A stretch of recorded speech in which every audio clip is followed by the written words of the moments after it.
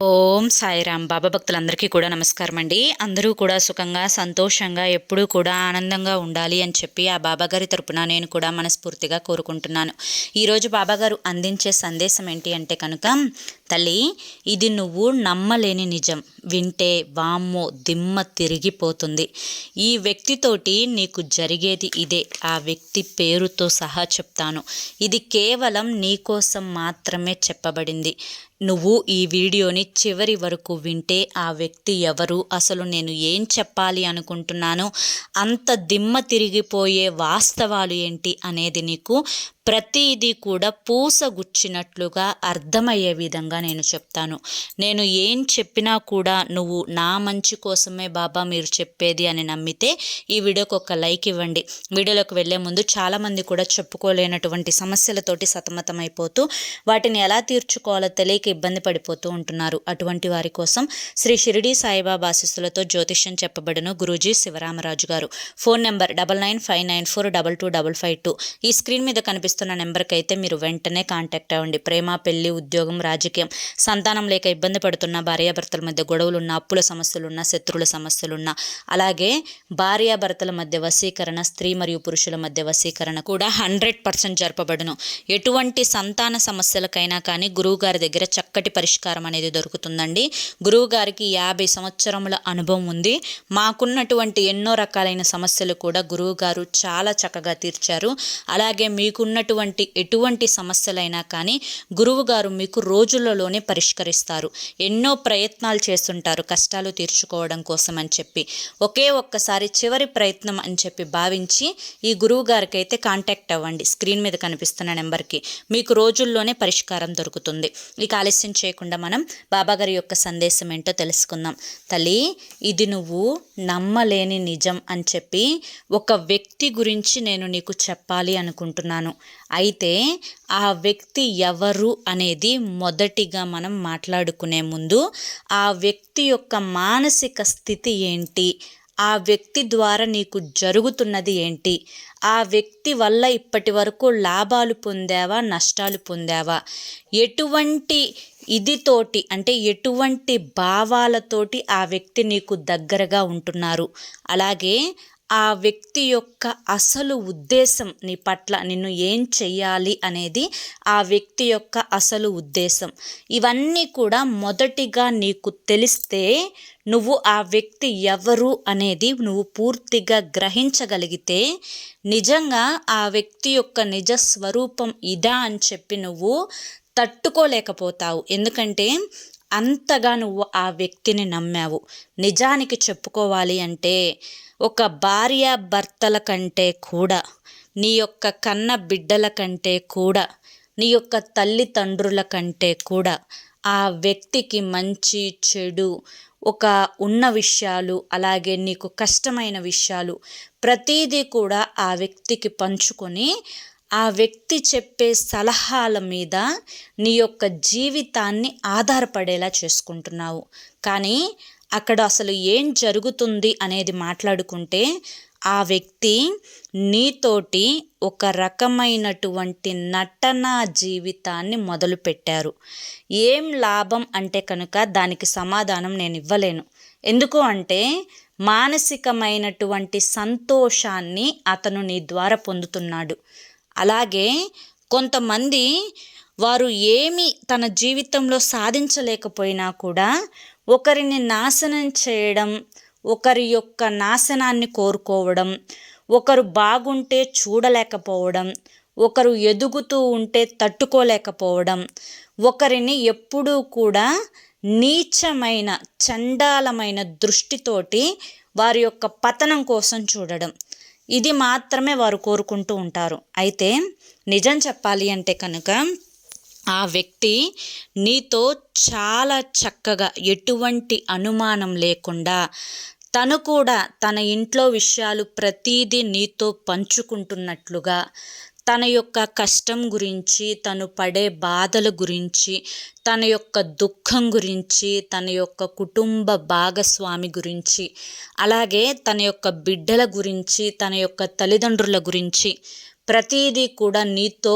ఒకటి అరా చెప్పి నీ నుంచి పూర్తి సమాచారాన్ని సేకరిస్తున్నాడు. ఈ విధంగా సేకరించి మొదటిగా అతను నీ మీద నీ యొక్క నమ్మకాన్ని పూర్తిగా సంపాదించుకున్నారు. అంటే ఇక ఇతనికి ఏదైనా చెప్పేసేయొచ్చు, లేదా ఈవిడకు ఏదైనా చెప్పేసేయొచ్చు. తను నాకు మంచే చేయాలని చూస్తారు, తను వల్ల నాకు ఎటువంటి చెడు జరగదు అనే పూర్తి నమ్మకాన్ని మొదటిగా పెంచుకున్నారు. ఆ విధమైన నమ్మకం అనేది బలపడిన తర్వాత ఇప్పుడు ఏదైతే జరుగుతూ ఉందో నీ నుంచి తెలివితేటలు నేర్చుకోవడం, నువ్వు చేసే ప్రతి పనిని కాపీ కొట్టడం, నువ్వు ఏదైతే చేయాలి అనుకుంటున్నావో దాన్ని ముందుగానే గ్రహించి చేసేయడం, అలాగే నీ యొక్క ఎదుగుదలను ముందుగానే తెలుసుకోవడం, దానికి తగ్గ రూట్లో అతను ప్రయాణించడం లేదా ఆవిడ ప్రయాణించడం, అలాగే నీకు మంచి చేస్తున్నట్లుగా ఉండి నీ యొక్క కుటుంబ పరిస్థితులను తెలుసుకొని నీకు నీ కుటుంబ సభ్యులకు మధ్య గొడవలు పెట్టే ప్రయత్నం చేయడం, చిచ్చు పెట్టే ప్రయత్నం చేయడం, ఎక్కడా కూడా తగ్గకుండా, ఎక్కడా కూడా తను ఓడిపోకుండా, ఎక్కడా కూడా అంటే ఒక అపరిచితుడు సినిమా చూస్తే ఆ అపరిచితుడు సినిమాలో హీరో ఏ విధంగా అయితే తన యొక్క రూపాన్ని క్షణానికి మారుస్తూ ఉంటారో అలా వీరి యొక్క రూపాన్ని అంటే ఏ సందర్భంలో ఎటువంటి ఫేస్ను పెట్టాలి, మంచిగా ఉండాలి అంటే ఎటువంటి అమాయకమైన ఫేస్ను పెట్టాలి, కోపంగా ఉన్నప్పుడు స్వార్థాన్ని చూపించేటప్పుడు ఎటువంటి ఫేస్ను పెట్టాలి, అలాగే అతని అవసరాలు గడిపించుకోవడం కోసం ఎటువంటి నాటకాన్ని ఆడాలి, ఇలా ప్రతిదీ కూడా వారికి బాగా తెలుసు. నీదేమో బోలా మనస్తత్వం, నీకు ఉన్నది ఉన్నట్లు చెప్పేసేయడం, అందరినీ గుడ్డిగా నమ్మేసేయడం, అందరూ నా మంచి కోసమే చెప్తున్నారు అనుకోవడం, కుడుమిస్తే పండగలాగా మాట్లాడడం, చనువిస్తే చక్కగా వారు అంత మంచివాళ్ళు లేరు అని చెప్పి పొగుడుతూ ఉండడం, వారు ఒకటి చెప్తే నువ్వు 10 మాటలు చెప్పడం, వారికి అన్నీ కూడా నీ నుంచి తెలివితేటలు నేర్పించడం, ఇలా చేసుకోండి అలా చేసుకోండి అని చెప్పి సలహాలు ఇచ్చి ఆ యొక్క సలహాల ద్వారా వారు బాగుపడేలా చేయడం. కానీ వారేమో నీ యొక్క పతనాన్ని కోరుకోవడం, వారికి తెలిసింది ఏది నీకు తెలియపరచకపోవడం, వారు చేసేది ఏది నీకు ముందుగా తెలియకుండా జాగ్రత్త పడడం, నువ్వు వారి దృష్టిలో ఒక పిచ్చి దానికిలాగా లేదా ఒక పిచ్చివాడికిలాగా ముద్రింపబడుతున్నావు. ఇక్కడ టోటల్గా జరుగుతుంది ఏంటి అంటే కనుక అది ఏ రకమైన బంధమైనా కానీ, ఇది స్నేహ బంధమైన, కుటుంబ బంధువుల బంధమైన, లేదంటే కనుక ఇది కొలిక్స్ రూపంలో అంటే ఉద్యోగస్తులలో పక్కపక్కన ఉండే వారి యొక్క పరిచయ బంధమైన, దానికి పేరు ఏ బంధమైనా కానీ ఆ బంధం వల్ల నీకు మాత్రం చెడే జరుగుతుంది. ఇక్కడ అన్ని స్నేహాలు తప్పు అని చెప్పట్లా, అన్ని బంధుత్వాలు తప్పు అని చెప్పట్లా. కొంతమంది స్నేహం కోసం ప్రాణం ఇస్తారు, మరి కొంతమంది ఆపదలో ఉంటే వారి దగ్గర ఉన్నది కూడా తీసి పెట్టేస్తారు. వారికి లేకపోయినా చాలు, నా స్నేహితుడు ముందు కష్టం నుంచి బయటపడాలి అని చెప్పి మంచి కోరుకునేవారు ఉంటారు. కానీ నీ యొక్క వారితో ఉన్నటువంటి అనుబంధాన్ని బట్టి, వారితో నీకున్నటువంటి పరిచయాన్ని బట్టి, వారితో నీకు గతంలో ఉన్నటువంటి ఆ యొక్క సందర్భాలలో అంటే కష్టమైన సందర్భాలలో నీకు ఎటువంటి సహాయాన్ని చేశారు, నిన్ను ఆదుకున్నారా, లేకపోతే నిన్ను కష్టాల్లో కృంగిపోయేటట్లుగా నీ యొక్క మానసిక స్థితిని తయారు చేశారా అనే దాన్ని బట్టి నువ్వు ఆలోచించుకొని ఎవరు ఎలా అని చెప్పి ఒక అంచనా వేసుకోగలగాలి. బిడ్డ, ఎందుకు ఇదంతా నీకు చెప్తున్నాను అంటే, ఎప్పుడైనా కానీ మోసం చేసేవాడిది తప్పు కాదు తల్లి, మోసపోయేవాడిదే తప్పు. నువ్వెందుకు మోసపోవాలి? ఎందుకు ఎదుటి వారి యొక్క మాయమాటల్లో పడిపోవాలి? ఎందుకు నువ్వు వారికి అవకాశాన్ని ఇవ్వాలి? ఎందుకు నీ యొక్క పర్సనల్ విషయాలు అవతలి వారితోటి పంచుకోవాలి? నీ యొక్క కుటుంబ సమస్యలు అవతలి వారితో నువ్వెందుకు పంచుకోవాలి? మీ యొక్క కుటుంబంలో వేరే వ్యక్తిని ఎందుకు చొరపడేలా చేయాలి? ఇదంతా కూడా నువ్వు అప్పటికప్పుడు నీ యొక్క మానసిక వేదనని తీర్చుకోవడం కోసం, నీ యొక్క బాధలను, నీ యొక్క గుండె బరువుని దించుకోవడం కోసం చేసే ప్రయత్నమే అయి ఉండవచ్చు. కానీ దీనివల్ల నీకు నష్టం ఎంత జరుగుతుందో నువ్వు ఊహించలేకపోతున్నావు. ఇక్కడ నీకు మంచి మాటలు చెప్తూ, నీకు మంచి జరగాలని చెప్పి కోరుకుంటున్నాము అని చెప్తూ నీ మీద 10 మంది ఇళ్లకు వెళ్ళి కూర్చొని, లేదా 10 మంది ఎదురుగా కూర్చొని వాళ్ళు నిన్ను ఎంత మైనస్ చేసి చెప్తున్నారు, లేదా వాళ్ళు నిన్ను ఎంతగా దిగజారిపోవాలి అని చెప్పి కోరుకుంటున్నారు. అక్కడ జరిగింది ఒకటైతే జరగబోయేది మరొకటి అని చెప్పి సృష్టించి చెప్తున్నారు. అలాగే అక్కడ ఏదైతే నీకు అసలు సంబంధం లేని విషయాలు ఉన్నాయో అటువంటి సంబంధం లేని విషయాలకి కూడా సంబంధం ఉన్నట్లుగా, అనని మాటలు అన్నావు అన్నట్లుగా, జరగని పనులు జరుగుతున్నాయి అన్నట్లుగా, ఒకటంటే 10 పుట్టించి చెప్పేవారితోటి నువ్వు నీ మంచి కోరుకునేవారు అనుకుని చెప్తే ఏం లాభం చెప్పు. ఇక్కడ కుక్క అని తెలిసినప్పుడు, అవతలివాడు గుంట నక్క అని తెలిసినప్పుడు, అవతలివాడు నీ యొక్క ద్రోహం అంటే నీ యొక్క చెడును, నీ యొక్క నాశనాన్ని కోరుకుంటున్నాడు అని చెప్పి నీకు అర్థమైపోయినప్పుడు, ఒకసారి కాకపోయినా ఒక్కసారైనా నువ్వు గ్రహించినప్పుడు, అవతలి వాడి యొక్క నీచమైనటువంటి బుద్ధిని నువ్వు తెలుసుకున్నప్పుడు, కేవలం అవసరమైనప్పుడు మాత్రమే నీ దగ్గరికి వచ్చి లేనిపోని మర్యాదలను చూపిస్తూ, లేనిపోని ప్రేమలను చూపిస్తూ, నువ్వే పెద్ద, నువ్వే మంచి, నువ్వే దిక్కు అని చెప్పి నటిస్తూ, అవసరం తీరిపోయిన తర్వాత అవసరమైనంత వరకు ఒక సామెత ఉంటుంది, అవసరమైనంత వరకు కోటిలింగం, అవసరం తీరిపోయిన తర్వాత బోడిలింగం అన్నట్లుగా ఆ యొక్క సామెత అనేది నువ్వు గుర్తు చేసుకోవాలి బిడ్డ. ఎప్పుడైనా కానీ ఇటువంటి పాముల్లాంటి వ్యక్తులతోటి చాలా అంటే చాలా జాగ్రత్తగా ఉండాలి. ఒక పాము దాహంతో ఉంది అని చెప్పి ఆ యొక్క పాము మీద జాలిపడి దాహం తీర్చే ప్రయత్నం చేస్తూ ఒక చెంబుడు నీటిని దానికి నోట్లో పోసి దాహాన్ని తీర్చిన తర్వాత అదే పాము చేత కాటు వేయింపబడి చనిపోయిన వ్యక్తులు ఎంతోమంది ఉన్నారు. అలాగే అవతలి వారు నా వాళ్ళు, నా మంచి కోరుకునే వాళ్ళు, నా రక్తం, నా స్నేహం, నా బంధం అని చెప్పి నువ్వు ఎంత మంచితనంగా, నువ్వు ఎంత మక్కువ, ఎంత ప్రేమ, ఎంత ఇష్టత చూపించినప్పటికీ కూడాను అవతలి వారు పాములైనప్పుడు ఏదో ఒక సందర్భంలో ఆ పాము కాటు వేయక తప్పదు. ఆ కాటుకి ఆ విషం నీ శరీరం అంతా కూడా నిండిపోయి నువ్వు చనిపోక తప్పదు.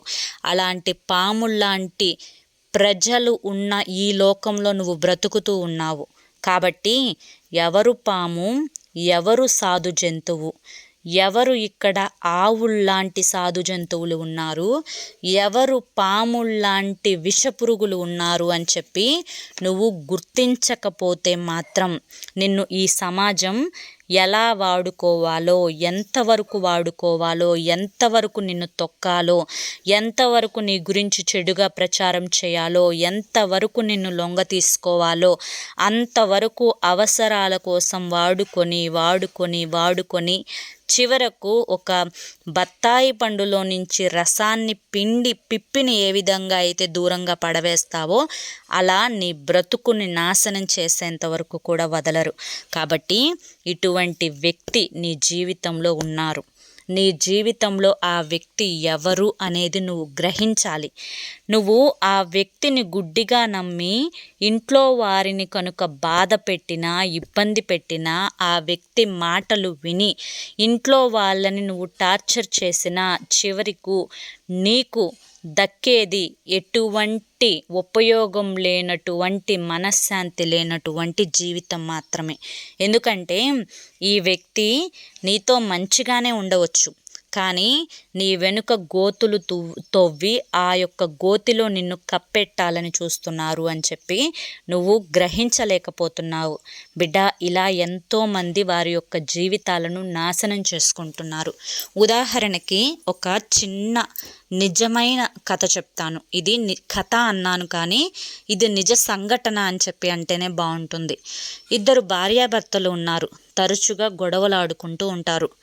ఇక్కడ గొడవలు అనేవి ఆ భర్తలో మార్పు రావాలి అని చెప్పి భార్యలో మార్పు రావాలి అని చెప్పి భర్త, ఇద్దరి మధ్య ప్రేమ అనేది ఎక్కువగా ఉండటం వల్ల నాకు సమయాన్ని ఇవ్వడం లేదే అని చెప్పి భార్య, సెలవొచ్చినప్పుడైనా కానీ నన్ను ప్రశాంతంగా ఉండనివ్వవే అని చెప్పి భర్త. ఈ యొక్క సందర్భాన్ని అవతల ఆ యొక్క భర్త స్నేహితుడు ఉపయోగించుకొని ఈ భర్త ఆ స్నేహితుడితోటి నా భార్య నన్ను ఇలా టార్చర్ చేస్తుంది, నన్ను ఇంట్లోనే ఉండమంటుంది, నన్ను ఇంట్లో నుంచి కదలనివ్వడం లేదు, నన్ను బయటకు వెళ్ళనివ్వడం లేదు, నన్ను ప్రశాంతంగా ఉండనివ్వదు, బయటికి వస్తే 10 సార్లు ఫోన్ చేస్తుంది అని చెప్పి ఆ స్నేహితుడితోటి చెప్పుకుంటే ఆ స్నేహితుడు అదేం టార్చర్రా బాబు, ఎలా భరిస్తున్నావు నువ్వు అమ్మాయిని, ఏదో ఒకటి చెప్పరా, వాళ్ళ ఇంట్లో వాళ్ళు వాళ్ళ అమ్మా నాన్న ఏదో ఒకటి చెప్పరా, మంచి చెడుకు తేడా నేర్పించరా, ఇలా భర్తను పట్టుకొని పదే పదే వాయించి వేధించి మానసిక క్షోభ పెడుతుంటే ఎలా బ్రతుకుతావురా నువ్వు, 2 సమాధానం చెప్పు, నువ్వు తెక్క కుదిర్చేలా చెప్పు, నీ యొక్క అడుగుజాడల్లో ఉంచుకో అని చెప్పి ఆ యొక్క స్నేహితుడు రెచ్చగొట్టి భర్తని ఇంటికి పంపిస్తే స్నేహితుడి మాటలు విని తను రెచ్చిపోయి ఆ భార్యను ఇంటికి వచ్చి చావు దెబ్బలు కొడతాడు. అయ్యో నేనేం అడిగాను, ఎప్పుడైనా నేను ఇంట్లో రోజు ఒంటరిగానే ఉంటున్నాను కదా, నా పనులు నేను చేసుకుంటూ 4 గోడల మధ్యనే ఉంటున్నాను కదా, కాసేపు నాతో సమయాన్ని కేటాయించమని చెప్పి అడిగినందుకు నన్ను ఎందుకు ఇంతలా కొడుతున్నాడు, నేనేం తప్పు చేశానని, నా యొక్క మానసికమైన బాధ నన్ను అర్థం చేసుకోవడం లేదు. ఒక భర్తగా తన యొక్క బాధ్యతను మర్చిపోతున్నాడా, నా మీద ఉన్న ప్రేమను మర్చిపోతున్నాడా, గతంలో నాతో ఎలా ఉన్నాడు, ఈ స్నేహం పట్టిన తర్వాత ఎలా ఉన్నాడు, ఇక తను ఎంత చెప్పినా ఇంతే, తను ఎంత చెప్పినా మారడు అని చెప్పి గ్రహించి ఆ భర్తను తను పూర్తిగా వదిలివేసుకొని ఒంటరి జీవితానికి అలవాటు పడిపోయింది. ఇక్కడ ఆ స్నేహం అనే మొత్తులో పడి తన యొక్క భార్య మీదనే తన స్నేహితుడు ఈ విధంగా చెప్తున్నాడు అని ఆ భర్త గ్రహించక ఆ మాయ మాటల్లో పడిపోయి ఆ స్నేహితుడితో పాటు మద్యాన్ని తాగుతూ అలాగే ఇంకా రకరకాలైన వ్యసనాలను నేర్చుకుంటూ ఆదివారాల పూట శనివారాల పూట స్నేహితుడితోనే సర్వం సమయాన్ని గడుపుతూ తన యొక్క కుటుంబంతో గడపాల్సిన సమయాన్నంతటి కూడా స్నేహితులతోటి చెడు వ్యసనాలతోటి గడుపుతూ తన జీవితాన్ని నాశనం చేసుకున్నాడు. అలా ఒక రోజున తనకి హార్ట్ ప్రాబ్లం వచ్చినప్పుడు ఆ డాక్టర్ చెప్పిన సలహా ఏంటి అంటే మద్యం మానేసేయాలి, నువ్వు రెస్ట్ తీసుకోవాలి, నువ్వు బరువులు ఎత్తకూడదు అని చెప్పినప్పుడు తను ఒక్కసారిగా ఆ యొక్క గతాన్ని గుర్తు చేసుకొని ఆ రోజు నా భార్య చెప్పినట్లుగా నేను ఈ యొక్క మద్యానికి అలవాటుగా ఇంతగా మారక ముందల నా భర్త నా యొక్క భార్య పిల్లలతోటి సమయాన్ని గడుపుతూ ఇంట్లోనే ఉన్నట్లయితే ఈ రోజున నాకు ఈ దుస్థితి వచ్చేది కాదు, అనవసరంగా వాడి వెంట తిరిగి మద్యానికి బానిసైపోయి నా కుటుంబంతో సమయాన్ని తక్కువగా గడిపానే అని చెప్పి తల బాదుకున్నాడు. అంటే చేతులు కాలిన తర్వాత ఆకులు పట్టుకున్నాడు. ఇవాల్టి రోజున తనకి భూమి మీద ఆయుష్ చాలా తక్కువ ఉంది అని చెప్పి తెలుసుకొని తన కుటుంబంతో గడిపే సమయం చాలా తక్కువైపోయిందని చెప్పి బాధపడ్డాడు. ఇలా ఒకరు కాదు, ఇద్దరు కాదు, ఎంతోమంది పురుషులు స్నేహం అనే మొత్తులో పడి చెడు వ్యసనాలకు బానిసలైపోయి భార్యలను ఒంటరిగా గడుపుతూ వారు బ్రతికున్నప్పుడు ఒంటరి జీవితం, వాళ్ళు చనిపోయిన తర్వాత ఒంటరి జీవితం, చివరకు వాళ్ళను పెళ్లి చేసుకున్నందుకు ఒక న్యాయం కూడా వారికి చేయకుండా వారి యొక్క జీవితాలను అంధకారంలోకి నెట్టివేస్తూ ఉన్నారు. కారణం ఈ యొక్క చెడు స్నేహితులు, చెడు అలవాట్లు. కాబట్టి ఇటువంటి విషపు పురుగులు నీ చుట్టుపక్కల ఉన్నారు. కాబట్టి నువ్వు ఖచ్చితంగా వారితో స్నేహం మానేయాలి. అలాగే వారి పేరు కూడా నేను చెప్పాల్సిన పని లేదు, ఇప్పటికే నీకు తెలిసే ఉంటుంది. ఇలాగే ఆడవారి యొక్క జీవితంలో కూడా భార్యాభర్తల మధ్య చిచ్చు పెట్టే వాళ్ళు ఉన్నారు, విడదీసే వాళ్ళు ఉన్నారు. మరొక పరాయి మగవాడి మీద వ్యామోహంతో భర్తలను అల్లాడించే స్త్రీలు కూడా ఉన్నారు. ఇలా చాలామంది అటు ఇటు తప్పులు చేసేవారు ఉన్నారు. కొంతమంది మధ్యలో మాటల వల్ల చెడిపోయే వాళ్ళు ఉన్నారు. ఆ మధ్యలో మాటల వల్ల వారి యొక్క జీవితాన్ని నాశనం చేసుకోకూడదు అన్న ఉద్దేశంతోటే బాబాగారు ఈరోజు మనకి సందేశాన్ని అందించారు. మరి ఈ సందేశం వెనుక ఉండే ఆంతర్యాన్ని మీరందరూ కూడా గ్రహించారు. ఈ సందేశంలో ఉండే ఆంతర్యం మీకు అర్థమైంది అని చెప్పి అనుకుంటున్నాను. అర్థమైంది అని చెప్పి అనిపిస్తే ఈ వీడియోకి ఒక లైక్ ఇవ్వండి. లైక్ ఇచ్చిన వెంటనే హైప్ అని వస్తుంది, హైప్ ఇవ్వండి. కింద కామెంట్ సెక్షన్లో ఓం సాయిరామ్ అని చెప్పి టైప్ చేయండి. మొదటిసారి మన సాయి పిలుపు ఛానల్లోకి వచ్చినట్లయితే మన ఛానల్ని సబ్స్క్రైబ్ చేసుకుని సపోర్ట్ చేయండి. రేపు మరొక మంచి వీడియోతోటి మళ్ళీ కలుసుకుందాం. అంతవరకు కూడా బాబాగారి యొక్క ఆశీస్సులు మీ మీద, మీ కుటుంబ సభ్యుల మీద ఎల్లకాలం ఉండాలి అని చెప్పి మనస్ఫూర్తిగా కోరుకుంటూ సర్వేజన సుఖినో భవంతు. ఓం సాయిరామ్.